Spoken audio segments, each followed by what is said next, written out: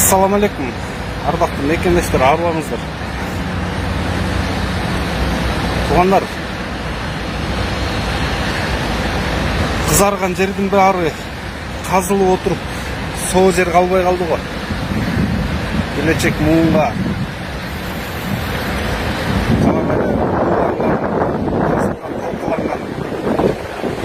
жаратылышты таштап кетмей болдук. Белгилем кеп сөз ал жөнүндө эмес. Бүгүн интернет колдонуучулар, өзгөчө Facebook колдонуучулар бир эки тайпасына жоом бар да.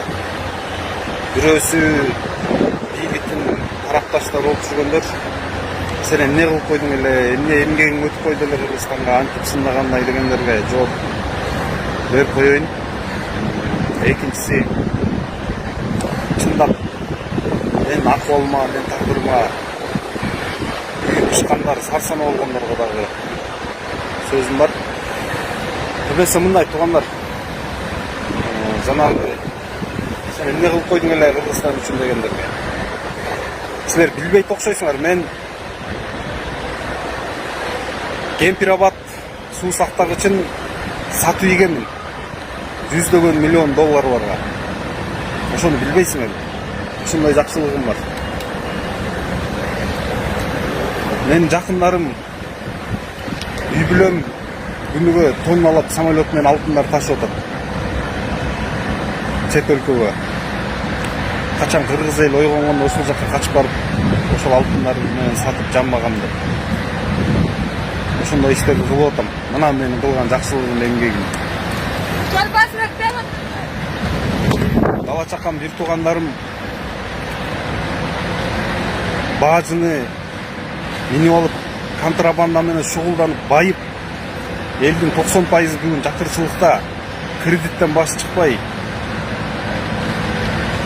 жашап атканда, мен туугандарым ошол бажыдан контрабанда кылып миллиондорду жасап байып атат. Мына менин жакшылыгым. Менин аял Кытайдан миллиондогон долларларды алып, миллиардтаган сомдорду Кытайдын кызыкчылыгын лоббировать этип коргоп, өзүбүздүн өлкөбүзгө каршы иштерди кылып атабыз. Мына менин жакшылыгым, кылган эмгегим. Ушундай эмгектерге мактана берсе болобу? Ушуларда жакшылыкпы? Айткылачы, мен мына саламаттык сактоо тармагын талкаладым. Дары кымбат, дефицит, ооруканалардын кебетеси, балдар ооруканасында орун жетишпей, коридорго чейин чыгып жатып атышат. Мына менин эмгегим 4 жылда жетишкендигим. Билим берүү тармагын талкаладым. 500 окуучу окуй турган мектепте азыр 1,5-2,000 бала окуп атат. 25-30 окуучу окуй турган класстарда 55-60-70 чейин окуучулар окуп атат. Мен Эмбанктын номерим 0551 091992 Кларашы деп чыгат. Сбербанкым дагы ошондой Кларашы деп чыгат. Мен сиздерге кайрылып жаткандын себеби, ушул 6-7 жылдан бери ушул балам менен алектенип келип атам. Бул баламдын диагнозу гидросефалия. Түркия элине барып, буну операция кылдырышым үчүн $30,000 каражаты керектелет экен. Башка балдарды көрүп, мен дагы ушул балам эшикке чыгып ойносо экен дейм. Кыргыз элим ушул кайдыгер карабай, ушул балама дагы жардам берип коюшуңуздарды өтүнөм.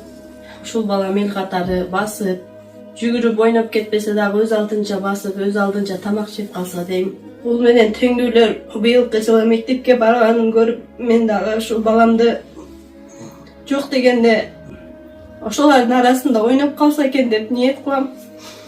Кайдыгер карабайсыздар деп үмүт кылам. Мен өзүм ушул баламдын тынчтыгын ойлоп квартирада турам. Өзүм жалгыз бой энемин, 2 уулдун апасымын. Сатарга азыр эч нерсем жок. Өзүм жүгүрүп барып, идиш жууп, ара чоруда официанткалык кылып иштеп келем. Ушулардын кемкөсүн кылам. Ошондуктан сиздерден өтүнүп кетерим, ушул балама кайдыгер карабай, аз да болсо жардамыңыздарды берип, бизди дагы ошо Түркия элине барышыбызга себепчи болуп калышыңыздарды өтүнөм. Канчалаган инсандар жакшы болуп келип атат. Ошолордун катарында менин балам дагы жакшы болуп кетсе экен деп ниет кылам. Дуаңыздарды берип, ушул бизге дагы кайдыгер карабай жардамыңыздарды берип коюшуңуздарды өтүнөм. Алар кантип билим алат? Мына менин жакшылыгым. Ушундай нерселерге мактансам болобу? Я урматтуу мекендештер. Анан жана чындап мен үчүн күйүп чыккандар. Эмнеге Эмилге ишенип ушул жака келип алдың дегендер. Эми бардыгы жараткандын буйругу экен. Ушул атам ооруп эле жардам берип кой дегенмен ишенип келип алгам. Эми кеп анда эмес. Урматтуу мекендештер, бүгүн өткөн ишке өкүнүп, өзүбүз жемелеп, кайгырып, андай нерсеге убакыт жок. Алдыга жылыш керекпиз. Жаңы пландар, жаңы кадам, жаңы идеялар. Ушундай урматтуу мекендештер. Алдыда чоң биз багындыра турган чокулар, бийиктиктер, максаттар бар. Ошон үчүн андай нерселерге өкүнө турганга убакыт жок. Болор иш болду, убакыт сааты келгенде бардыгы менен эсептешебиз. Ушундай урматтуу мекендештер. Анан жанагы бүгүнкү бийлик башындагы эки доско эң биринчи параны берген Каныбек Туманбаев деген шылуун мага президенттик администрациядан келген маалымат боюнча өлкөнү Бишкек шаарыбыздын борборундагы тарыхый, маданий имараттарды талкалап, эски өкмөт үйүбүз бар. Аны кошуп, анын тегерегиндеги андан дагы эски өкмөт үйүбүз бар. Ошолордун баарын талкалап, ордуна элиткаларды салам деп президентке кайра сунуш киргизип башын айландырып атат. Эми алардын баш айландырган системасын билебиз да. Мурдакы Икрам Илменовдогу шопур кантип президенттердин башын айландырган, бүгүнкү шопуру кантип президенттин башын айландырып атат.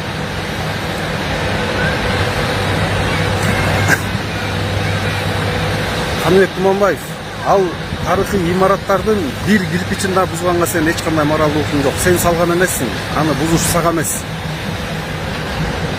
Көчө төш какылап мактанып аткан көчмө сити курулуш комплекси, ошону баштап койгон өзүбүз эле кыргыз балдардын рейдерлик захваты менен тартып алып бүгүн. Алар бизнес кылабыз деп ал жака 400 миллиондон ашык салган сомун дагы чыгара албай калды. Эмне үчүн алар иштетип атканда мыйзамсыз дагы сен тартып алсаң мыйзам болуп калабы? Мунун баарын жобу болот сөзсүз түрдө. Анан айрымдар өзгөчө бийликтин тарапташтары айтат, сенин далилиң барбы, фактың барбы депчи. Ар бир бийлик ушинтип факты сурап келген, далил сурап келген. Бирок бийлик куулганда, кулаганда, бийлик айтып аткан сын пикирлер, коюлуп аткан дооматтар ачыкталып, далилденип, тастыкталып келген. Бүгүнкү кылмыштуу бийликтин, анын ичиндеги Каныбек Туманбаевдин кылмыштарындагы ачыкталышына аз гана убакыттар калды. Мекендештер. Андай факты сураган Сооронбай Шарипович эмне болду?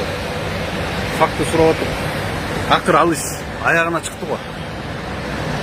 Факты сурай берип, бийлигинен оңкорулду го. Урматтуу мекендештер.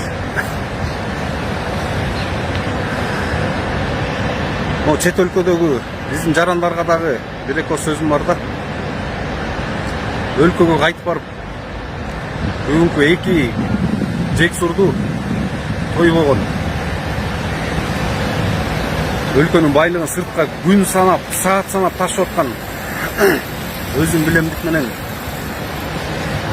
мамлекеттин ашмалтайын чыгарып аткандар тартипке салбасак, урматтуу мигранттар, бир аз убакытка болсо дагы анча мынча билетке акчаны, убактыңарды курманчылык кылып өлкөбүзгө кайтпасаңар акыбал чатак, өтө кейиштүү акыбалга алып келип койду. Садыр Жапаров мындай илимдүү билимдүү жаштардын баарын камап, жанына жалаң шылуундарды, аферист мошенниктерди, кара курсактын кулу болгон көрпенделерди топтоп алып, мамлекетти жардын кырына келгенде алдымды коюп бүгүн жардан ары кулат үйдө. Мамлекетибиз, өлкөбүз, элибиз кен байлыктарыбыздагы толугу менен Кытайдын экспансиясына өтүп атат. Барымтасын да алып калдык. Экономикалык барымтасын да алып калдык.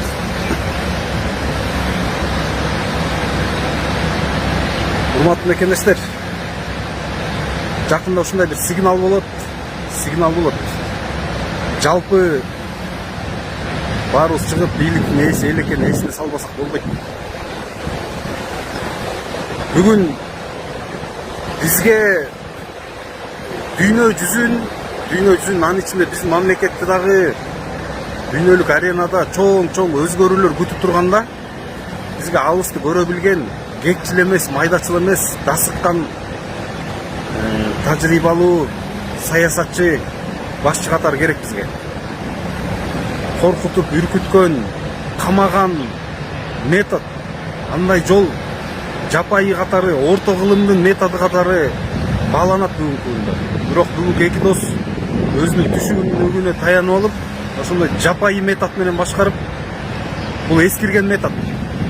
Бүгүнкү күндө бизге данышмандык, көрөгөчтүк менен, жумшак мамиле менен кандай гана маселе болбосун ошонун изин майтаралган команда керек. Ошондой командасы менен башчы керек бизге. Бүгүнкү эки достун мамлекетти туңгуюкка жетелеп келип койгону, жетелеп бараткан жок, жетелеп алып келип коюп койду. Урматтуу мекендештер, чечкиндүү кадамдарга барбасак, мындан кийинки тагдырыбыз, өзүбүз дагы балдарыбыз, небереле, чөйрөк, деги эле мындан кийинки укум тукумубуз ыйлап жүрүп, өксүп жүрүп, кул болуп өтөт экенде баарыбыздын көзүбүз жетпейт. Кул десе эле кээ бир ойлойт, колуна каргы тагып, моюнуна кишен салып бир кара жумуш кайдап койгон. Жок, андай эмес. Азыркы заманбап кулчулук. Сен өзүңдү эркин сезесиң, бирок өзүңдүн өлкөңдө дагы өзүң эч ким эмессиң. Байлыгыңа дагы ээ боло албайсың. Титулдук улут катары дагы сенин үнүңдү эч ким укпайт. Ошондой заманбап кулчулук заманга алып келип койду. Урматтуу мекендештер,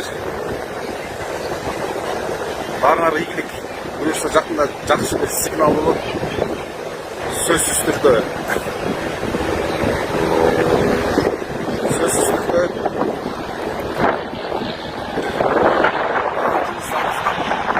келечекке багытталып турган жолду тандашыбыз керек.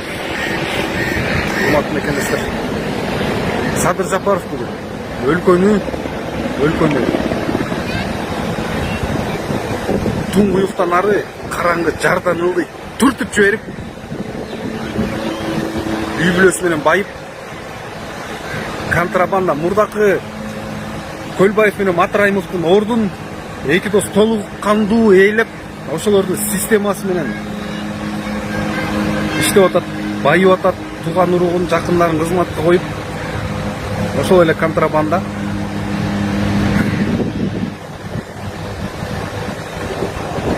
Мен кубанганым ошол. Карапайым эл ишенип аткан. Саясий элита, илимдүү, билимдүү, интеллигенция ишенбей калган буларга качан эле. Бирок карапайым эл ишенип аткан. Бирок мына аз гана убакыт болду, карапайым элдин дагы көзү ачылып, жанагындай мектеп салынып атат, ар жак бер жак дегенге ишенбей калды. Калктын саны өсүп аткандан кийин кайсы гана мамлекет болбосун, андай соц объектилер салына берет. Салынып келген, ошон үчүн дагы салынып жатат. Баарыңарга ийгилик, урматтуу мекендештер. Күч бирдикте, бириксек сөзсүз жеңебиз. Биз булардан дагы канкор бийликтер жеңип келгенбиз. Баарыңарга ийгилик, урматтуу мекендештер.